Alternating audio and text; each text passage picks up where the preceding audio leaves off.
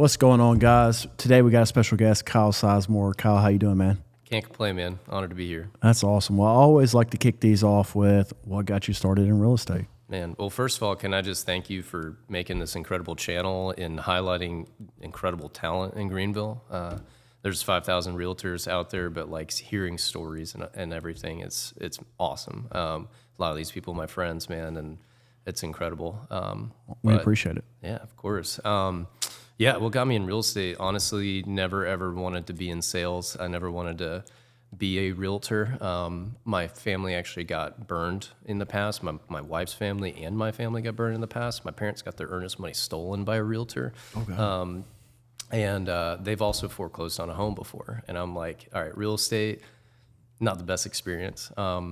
My background has been in hospitality and tourism as well as hotels, restaurants, and then I got into like event photography as well. So pre-COVID, that's what I was doing, working multiple jobs. I've skateboarded for 16 years, so I also worked at a skate shop in Greenville. Shout out Blazer. When COVID hit, my wife and I, we were each working 2 or 3 jobs. I was working 3. I was doing wedding photography. And then we were also planning events for our apartment community that was concessing our rent through a program called Apartment Life. That was pretty cool. When COVID hit, we got the rug pulled out from under us. Like obviously, weddings and events just kind of went null. And she was a wedding planner at the time and working at the Commerce Club which is now the City Club, as their venue manager. And so both of us went to like zero. Like, oh my gosh, overnight. And so when our apartment complex told us, hey, the program's ending, then we were like, all right, well, we got to go find a house. And at the time, I had a buddy, Adam Taylor, great guy, right? And I had met him on a sports photography shoot for this brand. And ironically, no offense to other people there, but he was like the fittest guy because he's like a jacked CrossFitter, you know? And so I always told people, like, I've got more photos of this dude's chest than is needed. But when we went and started looking for homes, obviously hit up him, started looking, and it was COVID, so it was just a bloodbath. I mean, we put in 9 offers, all got, rejected, and then finally found that house, landed in Simpsonville, enjoyed it. And then he was like, hey, man, you ever thought about getting into real estate? And I was like, no. I was like, I have zero desire. You guys are snakes in the grass. Like, and he's like, no, well, we'll do it differently. Like, he's like, we're God family business, like integrity forward. And he's like, you also don't have to sell. And I was like, okay, well, what does that look like? So I ended up joining him as his director of operations. If you know anything about Adam, still one of my best friends, love him to death. Since 2020 through 2024, we did about 120 million in sales. Roughly 600 homes, built a team. So in the beginning, it was just me and him, and then helped build the systems and processes. My main job was to make sure that man ate, right? So, cause he was just so busy. And then from that, I about a year in, I was like, oh man, I think I want to get licensed, and I did.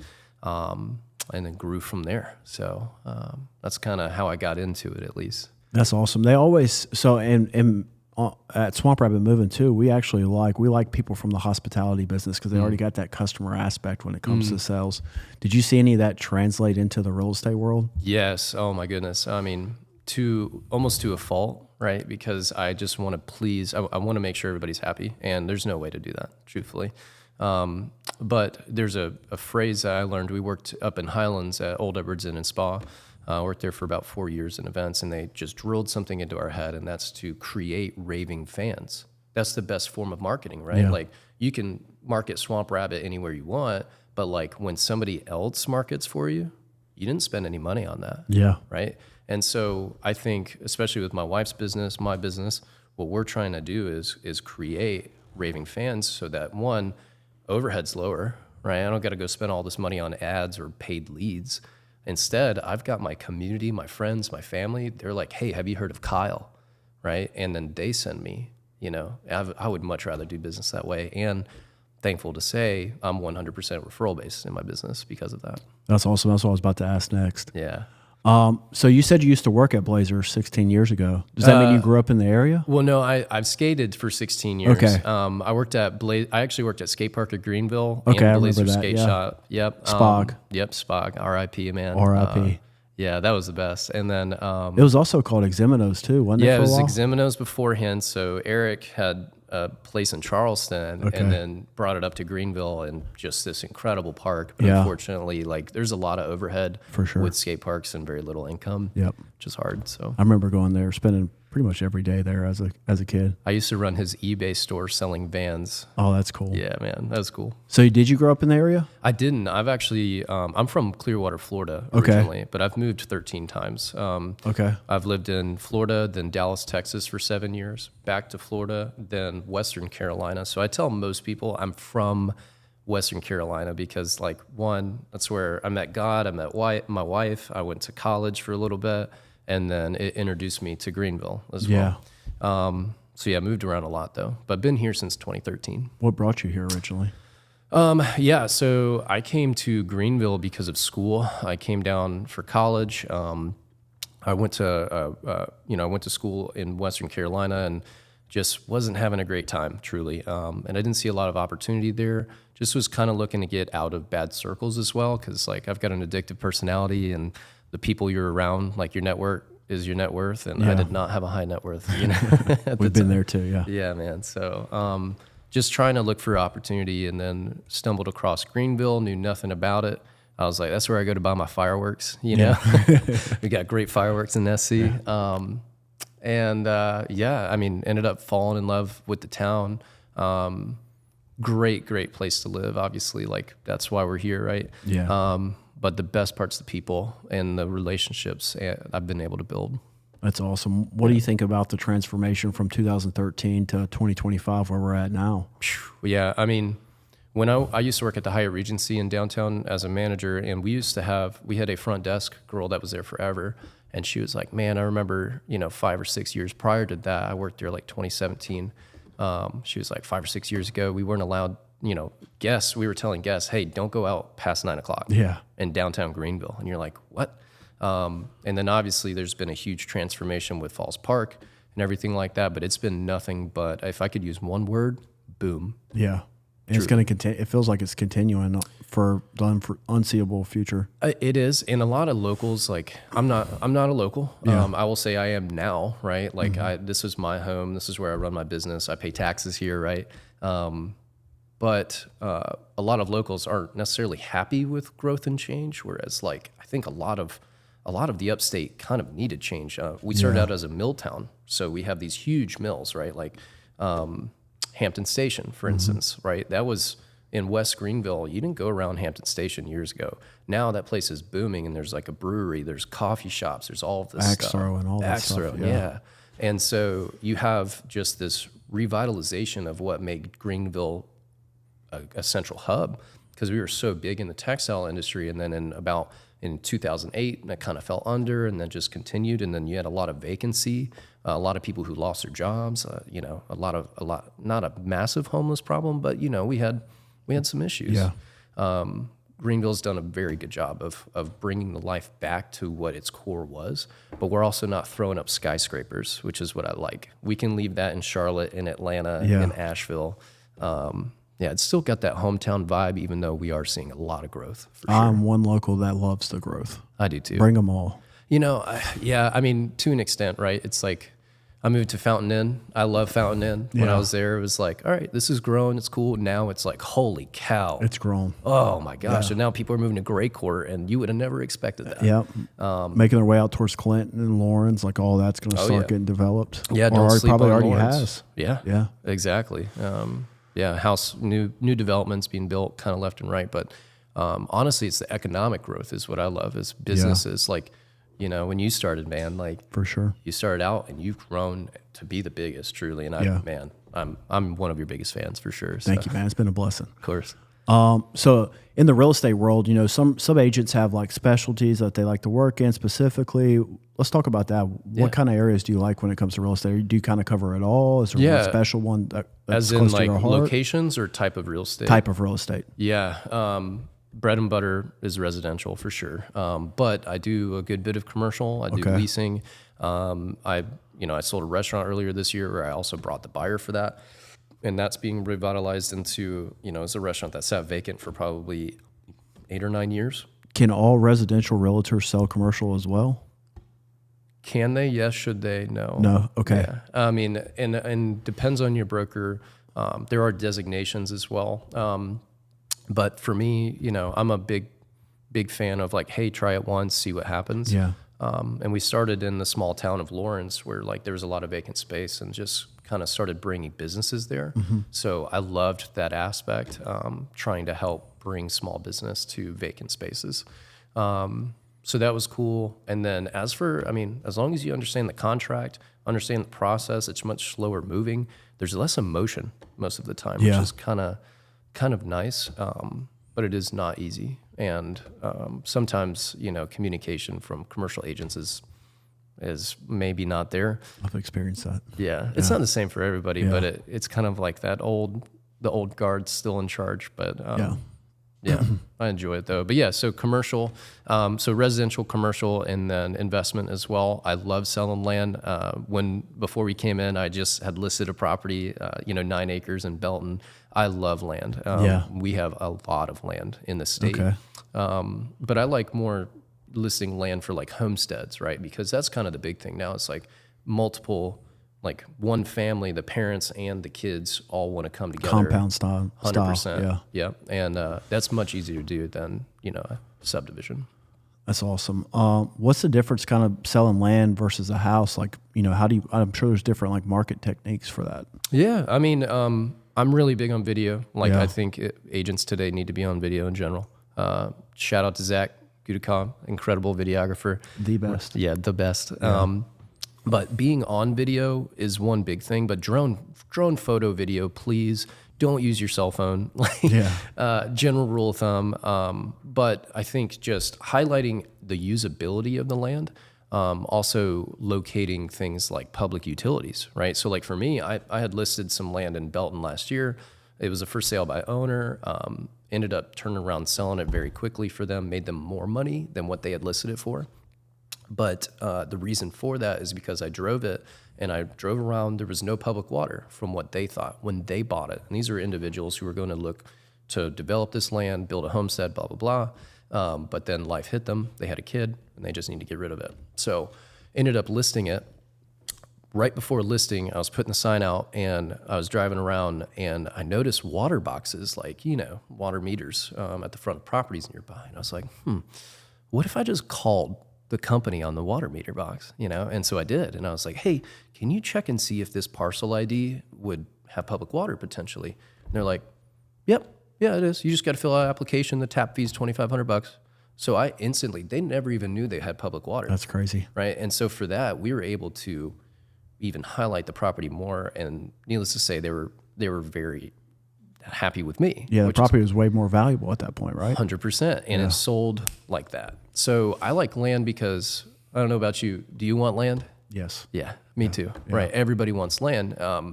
New construction has a lot of great incentives, but there's nothing like thinking about, man, I could build my house one day, right? For sure. And now I can find land. I've partnered with builders. I've been through the process of building multiple homes already.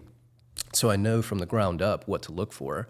And I know like, hey, this is how much a septic costs. This is how much water costs. Is there electric on the property? Do you think that if we don't have public water, can we get a well, there? Knowing those things it involves you going through it, right? Like day one agent, you may not know that unless your dad was a builder. So I think going back, marketing high quality exposure is one thing, but then knowing what the property has to offer and doing the work for the buyers to show them this is what you can do and here you go. Yeah. They don't have to do it. They don't have to guess. So it's much easier for them to say yes.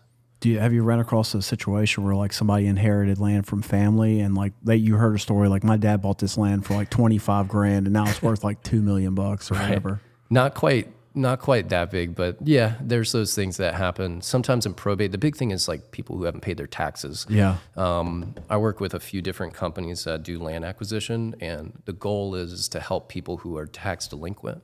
We had a recent one that happened, and like I had to help the people that were there find a home because they had their mobile homes seized. So we were able to get them to a new place, help them get their stuff off the property.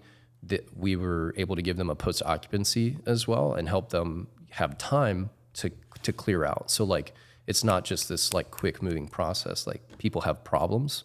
We're here to solve those problems. Yeah. So. And you're also doing investing yourself as well, right? You told me that you had a goal of 12 houses this year. Yeah, that was the goal to start out, but you know, had a lot of change. I changed my brokerage this year. You know, focus more on my sales business and my clients first. But yeah, I've been an investor since 22. Started with buying our first home, and that was my best investment ever, right? Yeah. Because I didn't have to put down a ton of money, had a better interest rate and everything. We lived in it for about a year and a half, and my wife was driving really far for work, and I was like, be cool to see it. Now I'm selling houses too, so like, you know, I've got first dibs on inventory. I'm like, ooh, man, and I just got the fever, right? And so we ended up finding a new construction, had a great rate incentive in Fountain Inn, great area, really liked the floor plan. I was like, babe, what if we rented our house and went and got this house, right? So we played around with it, tried it out. Before we did that though, from that time, we lived in that house about 2 years, we had about 110 grand in equity. Okay. And I'm like, man, we could just sell this, right? Well, I know I would regret it if I did, because it was our first house, we get a great interest rate. I'm like, man, what if we rented it? So I took out the HELOC. I got a HELOC for 100% of the equity, which is a home equity line of credit. Mm-hmm. You don't have any payments on it until you charge on it, but the caveat is you don't pay that payment, you could lose your house, right? But I was able to tap into my equity, and then I got a long-term tenant in there, listed on Zillow. I got 7 applications overnight. Oh, wow. First tenants that came in, very well spoken. They were like, hey, we're staying in this Airbnb because we tried to rent a house, and it was crap. I mean, truthfully. And they're like, we just moved up here from Florida. And I was like, hey, I was like, okay, well, got to do background check, credit report, all that stuff. Didn't come back great. And I was like, well, tell me your story. What's going on, right? Because you seem really great. And her salon went under during COVID in Florida, so they had a bankruptcy on file. And I was like, okay, well, I feel for you. I want this to make sense, but your credit's not great. And she goes, well, what if we paid a full year up front? And I'm like, let me guess, what's the Western Union, like you're just going to scam me, right? Yeah.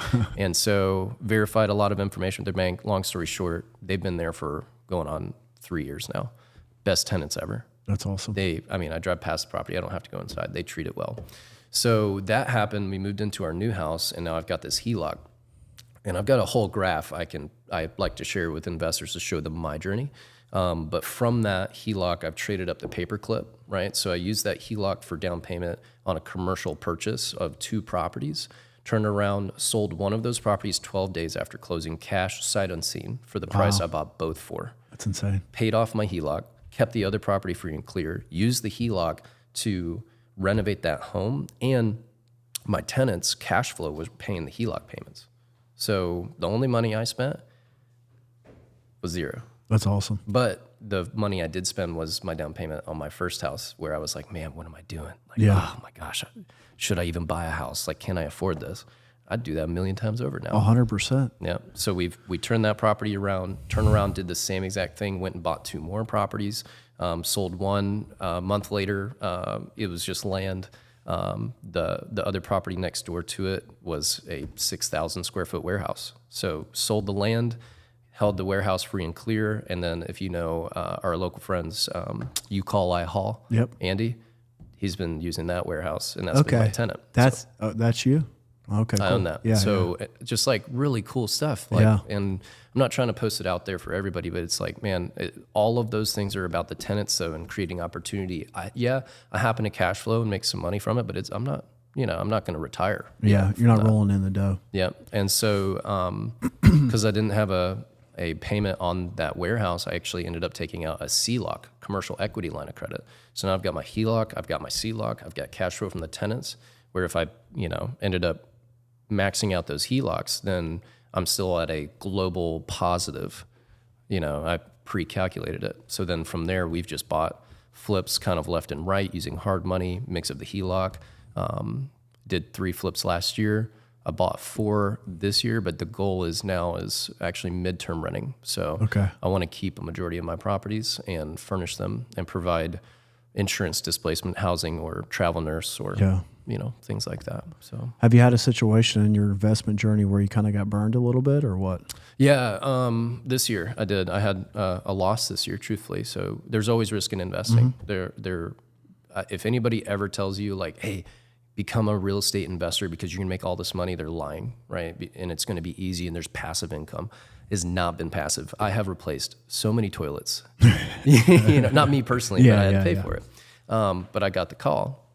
I enjoy it though. I want to make sure my tenants are happy. But long story short, bought a property this year, started renovating it, needed a lot more work than I think the contractor expected.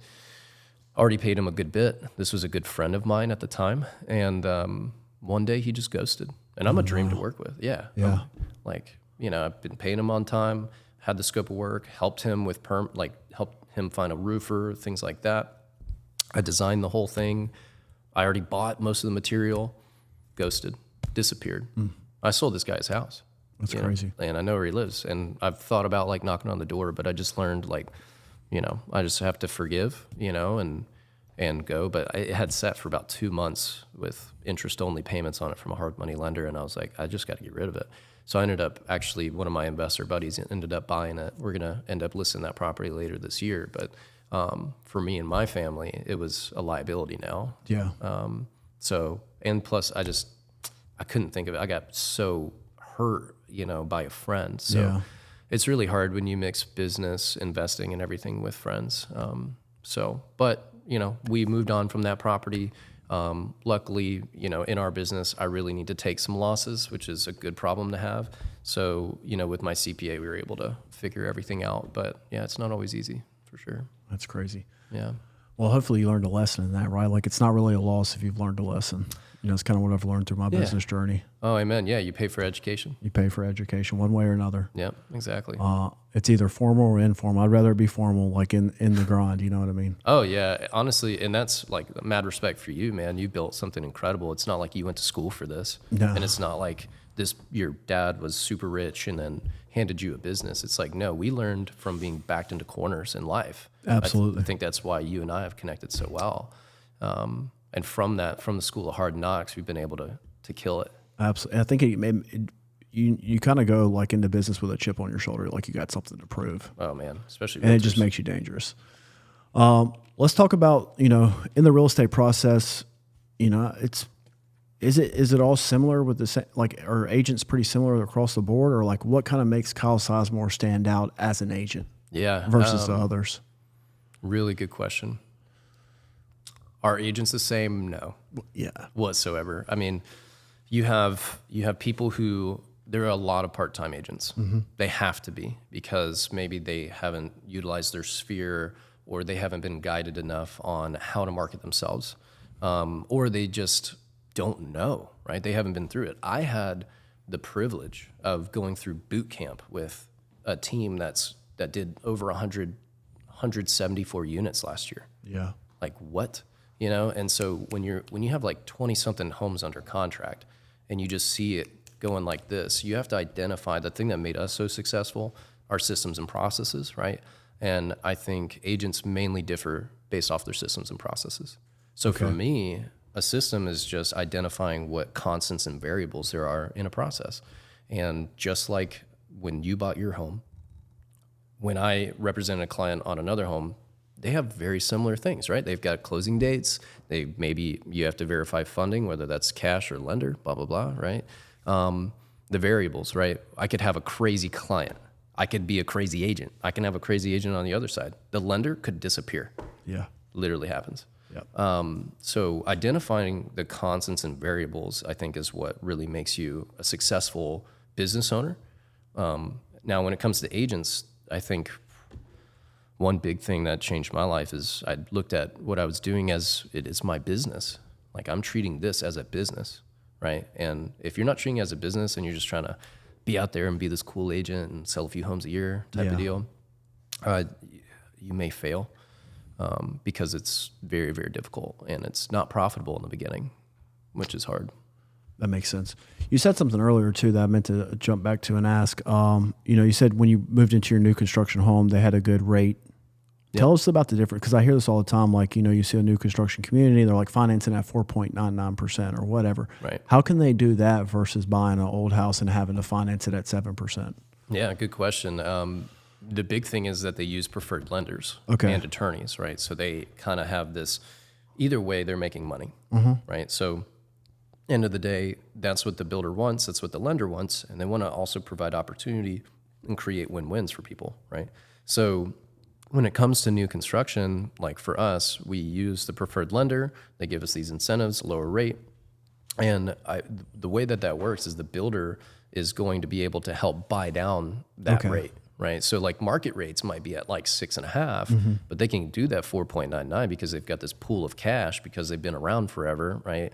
And they're using their internal mortgage company. So they're able to, in a sense, double dip. Some people, like lenders in particular, they don't love new construction lenders. So it's hit or miss, right? Because they're so high capacity and they're not like relational as much. So there's a different end where like you kind of go the quick route, you get a great rate, you can get a great house. There is no perfect house out there, of course. But yeah, so like for us, we got a great interest rate, we got our closing costs paid for, and as an agent, I even made a commission on it. So it was awesome. Yeah. And, but at the same time, like you really got to vet new construction. Always get an inspection. Yes. Always. My tub was installed at an angle, like get an inspection. Did you find out by trying to take a bath and no, the inspector. You called it. It was the inspector. Yeah. And they sent it and I'm like, what? Could you imagine going to start the bathtub and like you go to get in and all the water's at the bottom? I'd be like, all right, I got a weight problem or something, Yeah, I mean, there's things like that. And even like we're still in that house. It hasn't fallen down, you know, but there were some things that we had to get fixed. Luckily, there's a 210 warranty. There's a 10-year structural warranty that includes my roof too. So there's all these things that like, especially for first-time home buyers, new construction can be a really, really great choice as long as you plan on staying there for a while, like at least 2 years. Because the new construction communities, like if I buy in the beginning, I get it at the cheapest price. If I wait till the community's done, I'm going to have the most equity out of everybody. And if you buy it in the middle and you need to sell, it's going to be really hard to sell, right? Yep. You're going to have competition where, the regular buyer is going to come in at a higher rate, whereas the builder in your own neighborhood can just kill them, unfortunately. And spec it to their specifics. Yeah, exactly. You may have added a fence or something, but it's a fresh house. Let's talk about the market a little bit. Yeah. Tell us what you're seeing in the Greenville market. For sure. A lot of people, I've watched all of these podcasts and I love it. Incredible agents on there. I think it's cool to watch the trend as the time has gone by. I'm having more conversations with sellers than buyers today, which is very different. Yep. And since 23, I mean, it was like buyer. Everybody's fighting for sellers. Now sellers are fighting to list their house. Oh yeah. Which is really interesting. So like I got some basic stats here, but if I ask somebody what you think the average house, how quickly it sells for, like a 52 day on market average that's long. Yeah. Right. And a lot of this is skewed by new construction because a lot of new construction will just like list the home as soon as the land's broken. Right. But when I'm having conversations with sellers and I put these stats in front of them, like, hey, don't believe me. Like this is what we're looking at, especially in the sense the biggest thing on this sheet, 43% more inventory of homes right now than this time last year. That's crazy. 43. That's wild. Like if you have some Air Force Ones or some Jordans and they only made like 5,000 of them and they magically brought out 5,000 more, what's going to happen? Well, the value's going to go down on the other ones. Yeah, because of supply and demand. Yeah. Right. So for us, we have a way higher supply now. Now, don't get me wrong. Like I actually think, are we in a buyer's market or seller's market? I think we're actually pretty balanced. I think it's actually really a nice time to buy, even though interest rates are slightly inflated. Will rates go down like crazy? I personally don't hope that they go down to 3% because that means there's some SHIT going on. Yeah. You know, there's COVID again. I'd rather have a higher mortgage and be able to go to my favorite restaurant and gym. Right? For sure. But, you know, a lot of buyers are kind of holding after the election as well, just a lot of uncertainty. But I think there's one thing that for me is certain is I think that we are still very well priced compared to Atlanta, Charlotte, Tennessee. Like we have friends in Nashville. I was looking for a home in Nashville and I was like, Yeah, especially like that Brentwood area. Oh, I mean, it's insane. Yeah, north of it too. And we have friends there. I mean, like the same house that's $350 here is going to be $500 there. Oh yeah. And you move, you know, all across the nation. And so you guys move into big houses that I'm sure is like, wow, if this was in Greenville, this would be way cheaper. 100%. So that's kind of the nice thing. We still have really good deals on the market, but I think we're more balanced now where buyers don't have to necessarily sprint. They can choose, they can shop, take their time, right? Sellers, you got to be patient and you got to be the prettiest house on the block for the best price. Yeah. As well. So take your realtor advice and do the updating that needs to be done before listing. Yeah. I mean, depending on, you know, it's very subjective, right? So the biggest thing is look at comparables. Yeah, look at Zillow. Sure, that can help. But like all appraisers care about, like for me, my most important thing is like, we can list your house for $1 million. Cool, whatever. But if we come in and get a buyer and everything's going well, and then they get an appraisal and it's $500K, they're backing out. You're screwed. Yeah. Right? You got to take it on the chin as a seller. The buyer's not going to bring that money to the table. So it's about being realistic and looking at it as like, ooh, yeah, Zillow says my house is this. Cool. Awesome. That's not sometimes it's accurate. Sometimes it is not accurate. Do not trust this estimate. That Zestimate is actually a marketing device for you, right? So that you as a seller, you're going to see that, and then you're going to click the link, and it's going to connect you with an agent that pays Zillow for your information. That's crazy. Right? And so they want you to think your home is worth more. They want you to think it's going to sell for this, you know?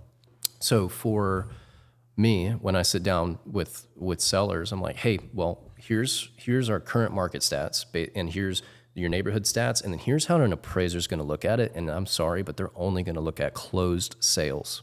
They're not going to look at actives on the market. However, we need to position ourselves where we're looking at actives and solds, and we have to put ourselves in the shoes of the buyer. And you got to do the work for the buyer. So like, hey, are you going to take your fridge with you? Yeah. Okay. How much do you buy that fridge for? Well, I mean, we've had it for like 8 years, and it's, you know, so I'm like, well, so it might be time for an upgrade. Moving a fridge costs money, right? Yeah. You know? Absolutely. So I was like, well, what if we leave the fridge? Because then think of the first time home buyer coming in, that's another $1,000 to $2,000 they might have to spend to buy a fridge. You're going to go get a new fridge and sell your house quicker and collect your equity quicker if we leave it there. I think it's all about what can we do to do the work for the buyers today, now. The sellers, unfortunately, they don't have as much power unless you really do have a very desirable like a home. Gem. Yeah. When an appraiser comes out, what kind of radius are they looking at to do comparables? 1.5 miles typically. Okay. No, they're going to start in the neighborhood first, based off of sold comps in the last 6 months. It's got to be comparable square footage and condition. So on an appraisal, you're going to be able to read. Man, I'm getting into the nerdy stuff right now. So I wasn't expecting this. I love it. On the appraisal, they're going to have like grades of the house, and then they're going to have little things like, I think you ask a lot of agents, what should people do to increase the value of their home? Well, if you look at an appraisal, they're going to have certain things like extra square footage. If there's going to be, if there's a fence, there's a value to it. And they're literally going to take the closest comps to square footage, age, location, and they're going to literally grade them monetarily against your home. Okay. And so if you're like here, and I showed you my CMA on the beginning that showed like, hey man, I know you want to sell your house for $350, but like comps are telling us we're at $300. You know, are you prepared? If you want to list, no harm or foul, let's maybe have some sort of like reduction, like a sliding scale reduction every 2 weeks on your home. That way we can go into reality. Could you get a $350 cash offer? Potentially, but people with cash they're looking for deals. They're not looking for something overpriced. For sure. So not during this time and age. I remember back in COVID when we bought our house. I mean, it went on the market for an hour, and we had already made an offer. Right. There was like lines out the door. I remember walking through, and like we were walking out, and there was people waiting to come right in after us. Are you still in that house? We are. Nice, man. So it was like you had to fight and make it worth it. Our fight's a little different now. Yeah. Right? Because like you have many more homes on the market, but prices still are slightly increasing because we are so well priced here, even though locals really don't believe that. But I'm like, dude, go move to Dallas, Texas. Yeah. Go move to Florida. All those people are coming here. And you could have you could have a different, like say you had 2 appraisers come out. I mean, they could appraise at different prices, right? Yeah, 100%. It's pretty frustrating, but sometimes it hits right at, ironically, contract price. And you're like, that's really fun, Yeah. Sometimes it just doesn't, and they have really good reasons, behind it. And you don't get to pick your appraiser, do you? No, it's actually legal. Okay. No. Yeah, and in like 2008, because of all of what happened, like if you watch The Big Short, right? Mm-hmm. Well, a lot of times I could go call an appraiser and be like, hey man, like, hey, could you, put this value, right? Give you a couple dollars or whatever. Yeah. Which is really bad. I mean, it's just bad. So now like banks actually, some people get really frustrated with the process, but there's a process because somebody took advantage of it. Yeah. Right. And so now it's the bank. All right. Once you go under contract and they start the process, they go order an appraisal with a panel of appraisers. Some banks, they choose like 12. Some banks, they just go through, I think it's called PMC, and they will put it out for bid, and then an appraiser will pick it up based off the area and what they want to do. So from a customer standpoint, besides moving, what are the 2 most important vendors or vendors you could utilize during your real estate, either buying or selling process? Other than an agent. And other than an appraiser, because you don't get to pick them. Yeah, don't get to pick them. Your lenders are very important. I mean, you can get great rates. That's great. Most of the time, lenders, if you're comparing them, which I always recommend, get 3 opinions. I like meeting all types of lenders because there's brokers, there's banks, there's individual, mortgage lenders, there's private money. There's so many options out there. Definitely get different opinions. Most of the time, they're not going to differ very much, but they can offer different things, like really, really good communication. They have control over their underwriters. They provide the agent updates. Thank the Lord. I don't want to be guessing as a listing agent, like, hey, what's going on? When a lender is going to hit up the listing agent and the agent and the client, like, oh, dude, money. Yeah. That's great. So on the front end, like the search side, like once we get the search done, once we get the hunt done and we've hit it, we've got to now go skin that buck, right? And so going through that process it's not easy. I don't know about you. I've never skinned a deer before. No, I haven't either. And it's because it's very, very complex, and there's a way to do it. And it's the same thing with the real estate transaction. So when you have, going back to like my past in the wedding industry, my wife was a wedding planner. When I was a wedding photographer, whenever we went to a wedding and there was no wedding planner, it was chaos, right? Because they're trying to coordinate all of the different vendors, the timeline, all that stuff. Well, that's what a real estate agent does in a transaction. And just like a wedding, every single wedding has a ceremony, reception, send-off, and a honeymoon, right? Well, with the real estate transaction, we have the search, we have the funding, we have the inspection, like everything's the same, right? Other than the variables that change. One of the things that can change is obviously your lender. So when your agent and your lender and your other agent all work very well together, dude, smooth transaction. And that is probably more important than the search itself. That's awesome. Yeah. Cool. Is there anything that we left out that you would like people to know about Kyle Sizemore before we hop off here? I don't love the term realtor. I think it has a really bad rap. It did with me. I feel like a lot of times people are so focused that we are salespeople. My license is here to protect the public. And so like for me, my parents got taken advantage of in the past. I feel like it's my duty and my job to protect my clients. To get you into a great house, it's cool. To sell your house at top dollar is cool. But like, what if you need this to happen, right? Like what if your rent is so high and it continues to go up every month? Like that is a problem. I am here not to sell you something. I don't own the house that I'm selling you. I'm helping you go traverse the process of buying that home, right? On the seller side, they're selling because they got to do something. They either want to get into another house, but most of the time when people are selling, they want to downsize. They are changing jobs. They may have lost a job. They can't afford it anymore, right? Like there's a lot of real problems that people deal with. A lot of people think AI is going to replace the real estate agent. I think AI is going to give real estate agents really great tools to be able to gain more market share. Yep. But they're not going to be able to replace the agent, because I'm a critical thinker.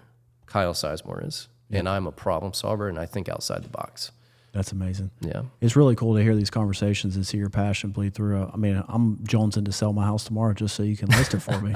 Well, there may be a time that is better or worse for selling. Yeah. You mentioned your kids are going back, to school tomorrow. Yeah. Everybody who was searching was in the summer for the most part, but the cool thing is that if the Lord wills it, it's going to happen. You can't force it. Right? Absolutely. So that's cool, man. That's the best part. Well, if people are looking to get in touch with you, how do they find you? Yeah. Look me up on Instagram, Kyle Sizemore. Google search me, Kyle Sizemore Realtor. I try to take every single link on that page, and I've done that, which is cool. SizemoreHome.com is another one. So yeah, those are kind of the best routes. And then cell phone is 828-421-4232. which is still my Western Carolina number. Yep. So we'll help people in NC as well. That's awesome, man. Well, we appreciate you coming on. My pleasure, man. Thank you. Awesome. And thank you for the incredible business you built. Absolutely, man. Appreciate it. Thanks, man.